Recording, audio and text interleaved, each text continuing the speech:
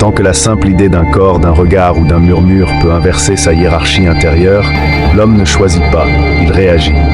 Il appelle cela amour, mais c'est une addiction.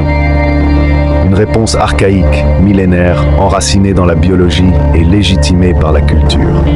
Son honneur, sa vision, sa mission, tout peut être suspendu pour une promesse d'intimité.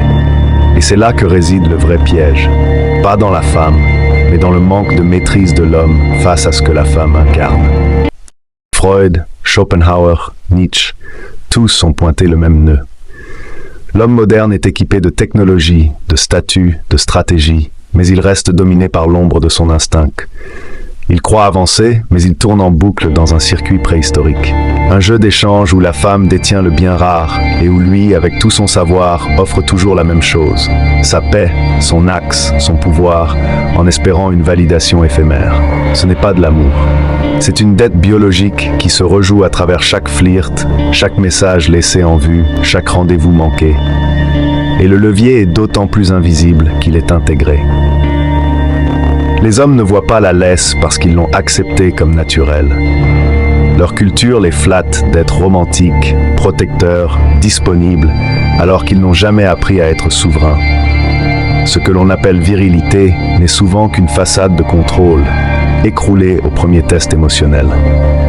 Parce qu'il suffit d'un petit retrait, d'un silence calculé, d'un accès partiel pour que l'homme fort se transforme en mendiant du lien. C'est là qu'il faut briser. La liberté ne commence pas par le rejet du sexe, elle commence par l'indifférence maîtrisée, par le retour à la mission, par le refus de négocier avec le manque.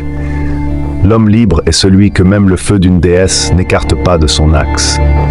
Parce qu'il sait que la vraie conquête n'est pas d'obtenir son corps, c'est de ne jamais abandonner le sien à une guerre intérieure qu'il ne comprend pas. La rareté est l'arme, la promesse suspendue, la récompense fractionnée, le manque délibérément orchestré. Ce n'est pas de la cruauté, c'est de l'intelligence sexuelle, renforcée par des millénaires de résultats. L'homme qui n'en a pas conscience ne fait pas le poids. Il croit qu'en donnant plus, en s'adaptant, en se montrant loyal, il sécurise la connexion. Il ne fait que creuser le trou de sa dépendance. Parce que dans ce jeu, celui qui désire le plus est toujours le plus faible. Son pouvoir n'est pas sa beauté, ce n'est pas son corps, c'est son timing, son silence après vos efforts, son retrait après vos offrandes, et surtout sa capacité à créer l'illusion qu'il vous appartient, alors qu'en vérité, elle observe, évalue, pèse. Elle veut savoir si vous pouvez être déplacé, si vous pouvez être éduqué à répondre à son rythme, et vous l'êtes probablement déjà. Vous vérifiez vos messages trop souvent, vous changez vos plans au dernier moment. Vous rationalisez ses absences, vous répondez à ses tests en espérant qu'un jour elle cesse de vous tester. Elle ne s'arrêtera pas. Pas tant que vous montrez que vous êtes entraînable. Le levier ne fonctionne pas parce qu'elle est malveillante. Il fonctionne parce que vous êtes affamé. Parce que vous n'avez pas construit un trône plus haut que son regard. Parce que vous n'avez pas ancré votre paix dans quelque chose d'intouchable. L'homme qui vit pour le regard d'une femme est déjà son esclave, même si elle ne le regarde jamais. Elle n'a pas besoin de chaînes, il les a forgées lui-même, en croyant qu'elle est la récompense ultime, en oubliant que son axe, son royaume, sa mission sont les seules véritables fondations. Ce jeu moderne, amplifié par les écrans et les notifications, est plus subtil, mais plus destructeur. Elle peut vous tester en vous ignorant publiquement, en vous rabaissant en blague, en entretenant d'autres options à votre insu. Ce ne sont pas des accidents, ce sont des mesures. Elle veut voir, est-ce que votre posture tient sans son regard? Est-ce que vous vous effondrez si elle vous retire la seule chose que vous n'auriez jamais dû idolâtrer? Quitter le plateau ne veut pas dire fuir les femmes. Cela signifie refuser de jouer des règles qui vous affaiblissent. C'est honorer l'amour sans mendier la validation. C'est séduire sans performer. C'est poser des limites sans expliquer. Et c'est surtout rester souverain, même face au sourire qui a conquis des rois. La liberté masculine est un mythe tant que son désir reste sans maître. Tant que la simple idée d'un corps, d'un regard ou d'un murmure peut inverser sa hiérarchie intérieure, l'homme ne choisit pas, il réagit. Il appelle cela amour, mais c'est une addiction. Une réponse archaïque, millénaire, enracinée dans la biologie et légitimée par la culture. Son honneur, sa vision, sa mission, tout peut être suspendu pour une promesse d'intimité. Et c'est là que réside le vrai piège. Pas dans la femme, mais dans le manque de maîtrise de l'homme face à ce que la femme incarne. Freud, Schopenhauer, Nietzsche, tous ont pointé le même nœud. L'homme moderne est équipé de technologie, de statut, de stratégie, mais il reste dominé par l'ombre de son instinct. Il croit avancer, mais il tourne en boucle dans un circuit préhistorique. Un jeu d'échange où la femme détient le bien rare et où lui, avec tout son savoir, offre toujours la même chose, sa paix, son axe, son pouvoir, en espérant une validation éphémère. Ce n'est pas de l'amour. C'est une dette biologique qui se rejoue à travers chaque flirt, chaque message laissé en vue, chaque rendez-vous manqué. Quatrièmement, la dissociation émotionnelle. C'est l'arme la plus silencieuse et pourtant la plus corrosive. Ce n'est pas qu'elle crie, qu'elle vous rabaisse ou qu'elle menace. Non, elle se ferme. Elle devient distante, elle cesse de rire à vos blagues, elle ne vous regarde plus de la même façon. Elle répond mécaniquement, son corps est là, mais son âme est absente. Et vous, programmé par votre biologie, ressentez cela comme une urgence existentielle. Vous commencez à surcompenser, vous êtes plus doux, plus patient, plus conciliant. Vous rationalisez son retrait comme temporaire. Vous lui donnez de l'espace tout en espérant qu'elle revienne. Mais ce n'est pas une phase, c'est un test. Pas toujours conscient, mais viscéralement orchestré. Elle vous observe. Est-ce qu'il se désintègre si je me retire? Est-ce qu'il devient plus masculin ou plus mendiant? C'est là que le vrai combat commence. L'homme non préparé se perd dans cette danse. Il devient ce qu'elle récompense. Il s'érode.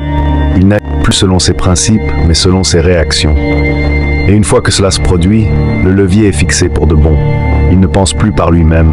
Il attend son feu vert émotionnel. Il ne vit plus dans sa mission. Il vit dans ses humeurs. Et c'est là que la magie bascule.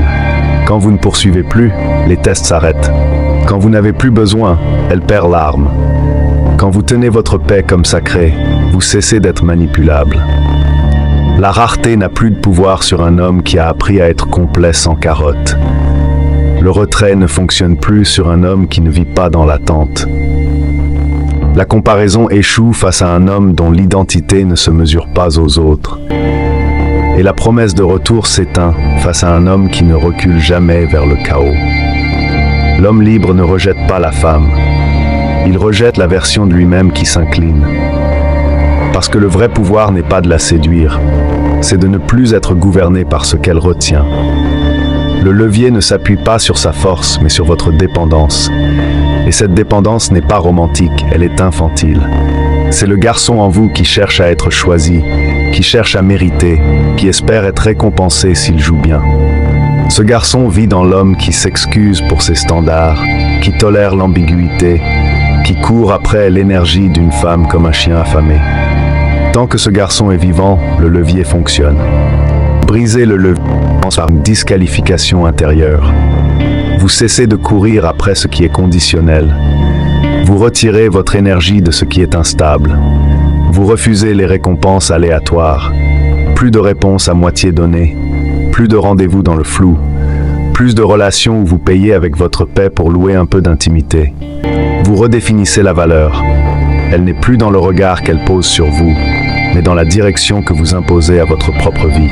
Vous devenez une forteresse, non pas froide ou hostile, mais pleine, entière, souveraine. Vous décidez que la seule validation non négociable, c'est celle qui vient de vos disciples, de votre mission, de votre alignement. Vous ne quémandez pas l'attention, vous sélectionnez la réciprocité. Vous ne courez pas après l'intérêt. Vous observez la cohérence. Vous ne faites pas de spectacle pour être aimé. Vous incarnez une vie si alignée qu'elle se reconnaît ou se disqualifie. L'inversion du cadre commence quand votre monde est plus riche sans elle que la majorité des mondes avec. Quand votre solitude est souveraine. Quand votre vision est non négociable. Quand votre paix n'est pas à vendre. 5e étape, imposez le coup du chaos. Toute relation, toute connexion, toute énergie féminine entre dans votre monde avec un prix. Ce prix, c'est le respect de votre cadre. Si elle teste, elle trouve des limites. Si elle manipule, elle trouve le silence. Si elle veut entrer, elle doit s'adapter au rythme, pas le perturber. Vous ne punissez pas, vous ne jouez pas, vous retirez. Vous ne cherchez pas à éduquer, vous observez, vous décidez, vous écartez. C'est l'économie de votre royaume, et cette économie ne fonctionne pas à perte. 6e étape, devenez le levier. C'est vous désormais qui incarnez ce qui est rare. Vous êtes l'énergie contenue, l'homme qui n'a pas besoin d'attention pour se sentir vivant. Celui qui mais ne qu'aime jamais. Celui qui ressent mais n'obéit pas à ses pulsions. L'homme que l'on ne peut pas acheter, séduire ou manipuler, seulement inspirer. Parce qu'il n'a pas besoin d'elle pour se sentir complet, elle sent qu'elle ne peut pas le corrompre. Et c'est là que le vrai pouvoir naît. Pas dans la domination, pas dans le contrôle, dans la souveraineté silencieuse de l'homme que l'on ne peut ni faire courir ni faire plier.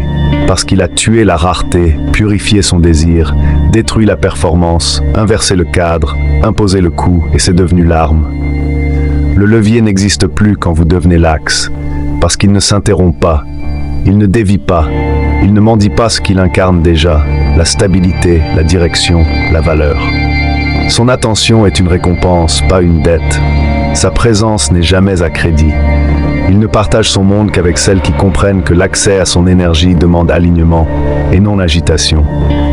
C'est ici que le jeu prend fin, pas par vengeance, pas par supériorité, par transcendance. Quand une femme rencontre cet homme, elle se heurte à une frontière invisible. Elle sent qu'elle ne peut pas le secouer, pas parce qu'il est froid, mais parce qu'il est complet. Elle teste et il ne réagit pas. Elle retient et il ne se penche pas. Elle s'éloigne et il ne la suit pas. Elle réalise que l'homme devant elle ne dépend pas d'elle. Il l'a choisi peut-être, mais il n'en a pas besoin. Et là, pour la première fois, son propre levier se retourne contre elle.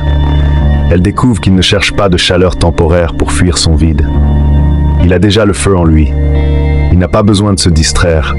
Il n'a rien à prouver. Il ne joue pas le jeu. Il incarne la fin du jeu. Cet homme n'est pas rare parce qu'il est parfait. Il est rare parce qu'il est souverain. Il ne fuit rien. Il ne compense rien. Il a tué l'attente, enterré la dépendance, construit un temple là où d'autres creusent des pièges. C'est cela, être libre. Pas l'absence de femme, mais l'absence de laisse. Pas l'absence de désir, mais l'indépendance du désir. Pas l'absence d'amour, mais l'impossibilité d'être manipulé au nom de l'amour. C'est ce silence-là, ce calme profond et indéracinable qui fait qu'elle s'arrête et vous regarde comme une énigme qu'elle ne pourra jamais résoudre.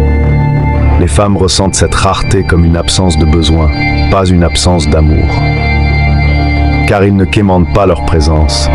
Ils l'honorent quand elle est réelle, mais ne s'accrochent jamais à une façade. Il connaît la différence entre l'élan authentique et la manipulation subtile. Il reconnaît les tests et ne se cabre pas. Il laisse tomber ce qui doit tomber. Il sait que la personne ne s'offre pas sur l'autel de la défense. Le besoin rend prévisible. La souveraineté rend magnétique. Il n'élève pas le ton. Il élève le niveau. Il ne poursuit pas. Il sélectionne. Il ne réagit pas. Il observe. Et quand il choisit, ce n'est jamais par faim. C'est par discernement. Il ne cherche pas la femme parfaite. Il attire celle qui peut marcher à côté d'un homme qui ne se plie pas. Le jeu ne l'intéresse plus. Il voit les mécaniques, il comprend les dynamiques, mais il ne s'y engage pas. Il crée, il forge, il laisse une trace. Il ne se justifie jamais d'être exigeant. Il sait que ce n'est pas de l'arrogance, c'est du discernement. Et dans son sillage, certains fuient, d'autres le suivent. Mais lui, il ne s'arrête pas. Il avance, intouchable, immuable, réel. Il est devenu imperméable à l'illusion. Il ne confond plus validation et amour. Il ne troque plus sa paix contre de l'attention. Son regard ne cherche pas la permission. Il éclaire la direction. Chaque interaction devient une extension de sa complétude, pas une quête pour la remplir. Son cœur reste ouvert, mais sa colonne vertébrale est d'acier. Il peut accueillir, mais jamais s'incliner devant un levier affectif. Il a transcendé la logique des échanges affectifs où chaque mot doux attendait une récompense, chaque geste tendre une confirmation. Il ne cherche plus à obtenir, il propose. Et s'il n'y a pas de résonance, il se retire sans heurts. Non pas parce qu'il fuit, mais parce qu'il sait que tout ce qui l'éloigne de son centre est un faux pacte. L'intimité ne l'hypnotise plus. Le vide ne l'effraie plus. Il a fait la paix avec lui-même dans des silences que d'autres fuient.